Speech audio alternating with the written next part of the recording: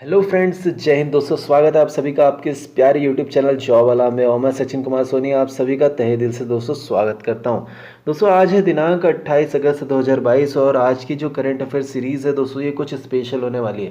दोस्तों आज अपन बात करेंगे कि हमारा जो प्यारा भारत देश है वो खेल जगत में, आर्थिक जगत में और वैश्विक स्तर पर जो राजनीतिक स्तर है वहाँ पर भी अपना परचम किस तरीके से लहरा रहा है। दोस्तों बहुत ही स्पेशल होने वाला है, वीडियो में बने रहना और वीडियो को आखिरी तक देखना। पसंद आए तो लाइक करना और अपने गवर्नमेंट एग्जाम्स की तैयारी कर रहे हैं दोस्तों के साथ इसको जरूर शेयर करना। दोस्तों बात करते हैं आज के पहले अपडेट के बारे में। दोस्तों हाल ही में लुसाने डायमंड लीग खिताब जीतने वाले पहले भारतीय कौन है? तो दोस्तों ओलंपिक चैंपियन जेवलिन थ्रोअर जो नीरज चोपड़ा थे उन्होंने लुसाने डायमंड लीग में इतिहास रच दिया है। चोपड़ा जी ने अपने पहले ही थ्रो में 89.08 मीटर दूर जेवलिन फेंककर यह जीत दर्ज की है। इसके साथ ही वे डायमंड लीग मीटिंग खिताब जीतने वाले पहले भारतीय बन गए हैं। उन्होंने डायमंड लीग फाइनल के लिए भी क्वालिफाई कर लिया है और यह 7 और 8 सितंबर को स्विट्जरलैंड के ज्यूरिख में होगा। वे अपने साल होने वाले वर्ल्ड एथलीट्स चैंपियनशिप के लिए भी क्वालिफाई कर गए हैं। तो लुसाने डायमंड लीग खिताब जीतने वाले पहले भारतीय का नाम दोस्तों नीरज चोपड़ा जी है। दोस्तों आगे अगर दूसरे अपन अपडेट के बारे में बात करें तो हाल ही में 49वें चीफ जस्टिस ऑफ इंडिया कौन है?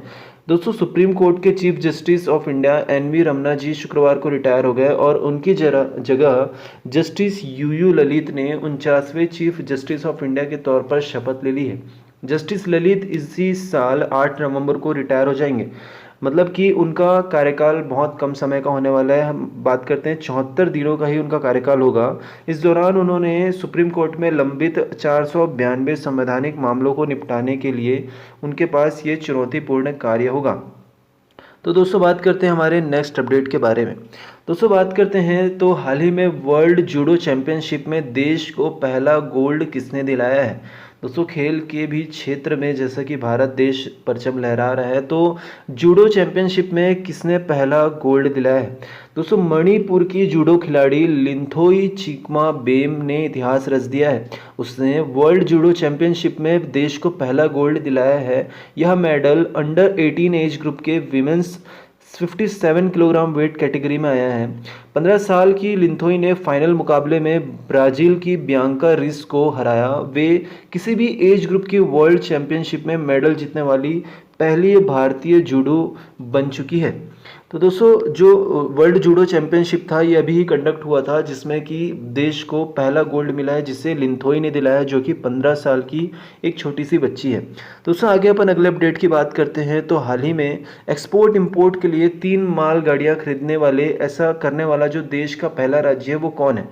तो दोस्तों यह करने वाला देश का पहला राज्य पंजाब है और पंजाब सरकार जल्द ही रेलवे से 3 मालगाड़ी खरीदने वाली है। उत्तर प्रदेश माफ़ कीजिएगा, पंजाब के जो चीफ मिनिस्टर है भगवंत मान जी ने मोहाली में एसएचएम के विजन पंजाब कार्यक्रम के में पहुंच मान ने कहा कि रेलवे की एक स्कीम है जिसमें वो 3% पे लोन देते हैं। 350 करोड़ की एक फुल मालगाड़ी मिल जाती है।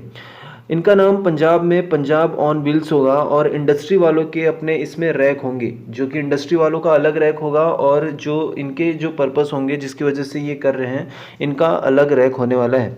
दोस्तों यहाँ से जाते हुए वे ट्रैक्टर को लेते हुए जाएंगे और वापस आते हुए इंपोर्ट करने वालों का वो सामान लेकर आएंगे। जब कोयले की ज़रूरत होगी तो कोयला भी लेकर आएंगे। तो दोस्तों पंजाब देश का पहला राज्य बनने वाला है जो एक्सपोर्ट इंपोर्ट करने के लिए 3 मालगाड़ियाँ खरीदेगा। दोस्तों बात करते हैं दूसरे अपडेट के बारे में। तो दोस्तों हाल ही में आईएमएफ में भारत के कार्यकारी निर्देशक कौन होंगे? दोस्तों पूर्व आर्थिक सलाहकार डॉक्टर के.वी. सुब्रमण्यम जी को गुरुवार को अंतर्राष्ट्रीय मुद्रा कोष आईएमएफ में भारत का कार्यकारी निर्देशक एग्जीक्यूटिव डायरेक्टर नियुक्त किया गया है। Doctor KV. सुब्रमण्यम अर्थशास्त्री सुरजीत एस भल्ला का स्थान लेंगे। दोस्तों बता दें कि जिनका कार्यकाल 31 अक्टूबर को समाप्त हो जाएगा। मतलब कि 1 नवंबर से डॉक्टर के.वी. सुब्रमण्यम जी का भारत के कार्यकारी निर्देशक बन जाएंगे। सुरजीत भल्ला ने 2019 में आईएमएफ के बोर्ड में भारत के कार्यकारी निर्देशक के रूप में नियुक्त किए गए थे। Doctor KV. सुब्रमण्यम नवंबर से अपना पद संभालेंगे और इनका कार्यकाल 3 साल का होने वाला है। दोस्तों बात करते हैं अगले अपडेट के बारे में। तो हाल ही में भारत सरकार के पर्यावरण, वन और जलवायु परिवर्तन मंत्रालय ने कौन सा नियम प्रकाशित किया है? दोस्तों हाल ही में भारत सरकार ने बैटरी अपशिष्ट प्रबंधन नियम 2022 को प्रकाशित किया है। पर्यावरण, वन और जलवायु परिवर्तन मंत्रालय ने अपशिष्ट बैटरियों का पर्यावरणीय रूप से ठोस प्रबंधन सुनिश्चित करने के लिए 24 अगस्त 2022 को बैटरी अपशिष्ट प्रबंधन अधिनियम 2022 को प्रकाशित किया। ये नियम जो हैं सभी तरह की बैटरियों जैसे कि इलेक्ट्रिक वाहन battery, portable battery, automotive battery और औद्योगिक बैटरी को कवर किया गया है। ये जो नियम हैं ये जो बैटरी प्रबंधन एवं संचालन अधिनियम 2001 का स्थान लेंगे। दोस्तों बात करते हैं हमारे नेक्स्ट अपडेट के बारे में। दोस्तों हाल ही में किस सम्मेलन में आर्थिक संकट, खाद्य संकट और जलवायु परिवर्तन समेत कई विषयों पर चर्चा होने वाली है। तो ट्यूनीशिया में दोस्तों ये जो सम्मेलन है ये कंडक्ट होने वाला है, जिसमें जापानी अफ्रीकी आर्थिक सहयोग पर शनिवार से शुरू होने वाले सम्मेलन में आर्थिक संकट, खाद्य संकट और जलवायु परिवर्तन समेत कई विषयों पर चर्चा करेंगे। अफ्रीकी देशों के राष्ट्राध्यक्ष, अंतर्राष्ट्रीय संगठनों के प्रतिनिधि और व्यवसाय जगत से जुड़े कई दिग्गज अफ्रीका के विकास पर 8वें टोक्यो अंतर्राष्ट्रीय सम्मेलन में हिस्सा लेने के लिए यहां पहुंचेंगे। अफ्रीका में विकास और सुरक्षा को बढ़ावा देने के लिए जापान द्वारा शुरू किया गया यह त्रैवार्षिक कार्यक्रम होगा। तो दोस्तों ये कंडक्ट होने वाला है ट्यूनीशिया में।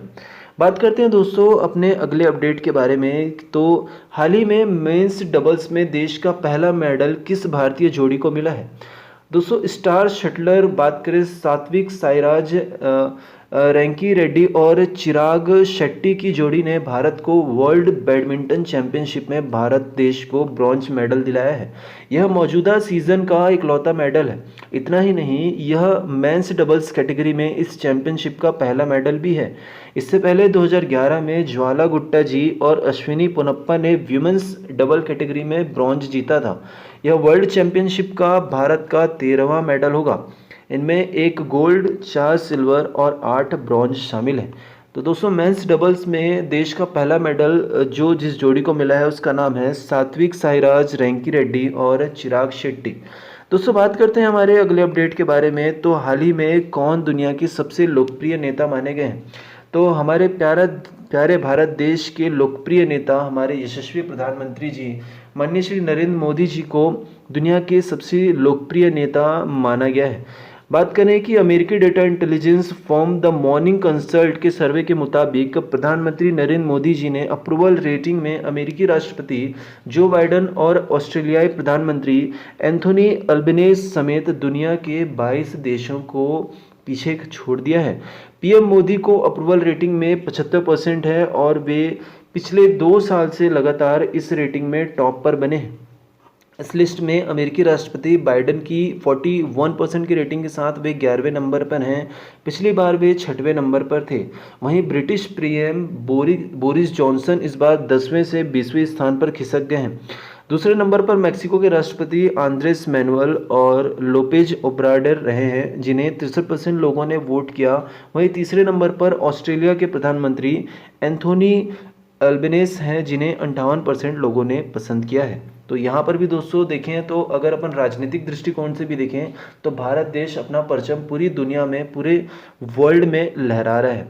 दोस्तों अगर आपसे मैं क्वेश्चन करूं जिसका आप कमेंट बॉक्स में जवाब दे सकते हैं कि भारत देश में राष्ट्रपति भी होते हैं, प्रधानमंत्री भी होते हैं और अमेरिका में सिर्फ राष्ट्रपति होते हैं, इसका क्या कारण होता है? अगर आपको यह जवाब पता है तो आप कमेंट बॉक्स में कमेंट कर मुझे बता सकते हैं। बात करते हैं दोस्तों दूसरे अपडेट के बारे में कि हाल ही में कौन सा टेलीस्कोप जिसने हमारे सौर मंडल के बाहर एक ग्रह पर कार्बन डाइऑक्साइड का पता लगाया है। दोस्तों नासा के जेम्स वेब स्पेस टेलीस्कोप ने सौर मंडल के बाहर एक ग्रह पर कार्बन डाइऑक्साइड का पता लगाया है। ऐसा दुनिया में पहली बार हुआ है। खोजा गया ग्रह एक गैस जायंट है और सूर्य के जैसे एक तारों के चारों ओर चक्कर लगा रहा है। इस रिसर्च को नेचर जर्नल ने प्रकाशित करने के लिए भेजा है।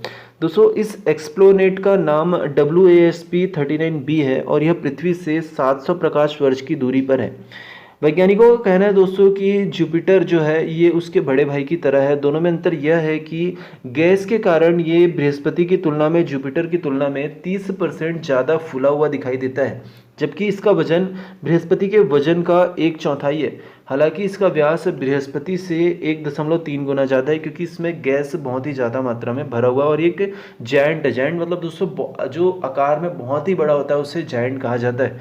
तो दोस्तों जो टेलीस्कोप का नाम है वो है जेम्स वेब स्पेस टेलीस्कोप। बात करते हैं दोस्तों दूसरे अपडेट के बारे में। हाल ही में विदेशी निवेशकों का 76% निवेश कौन से देश से हुआ है? तो यहाँ पर भी दोस्तों हमारे प्यारे भारत देश ने अपना परचम लहराया है और एशिया के 9 प्रमुख बाजारों में 7.5 अरब डॉलर मतलब करीबन 60,000 करोड़ रुपए का शुद्ध निवेश किया गया है। ब्लूमबर्ग के आंकड़ों के मुताबिक अगर माने तो सबसे ज़्यादा 5.7 अरब डॉलर लगभग 45,506 करोड़ रुपए भारतीय बाजार से आए हैं। करीब 2 अरब डॉलर निवेश के साथ दक्षिण कोरिया इस मामले में दूसरे स्थान पर रहा है।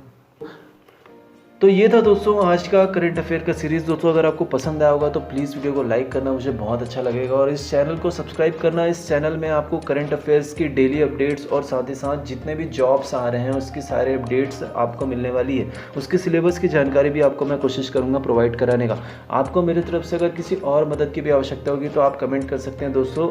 इसी के साथ मैं सचिन कुमार सोनी आपसे अलविदा लेता हूँ दोस्तों। जय हिंद, वंदे मातरम, इंकलाब जिंदाबाद, भारत माता की जय।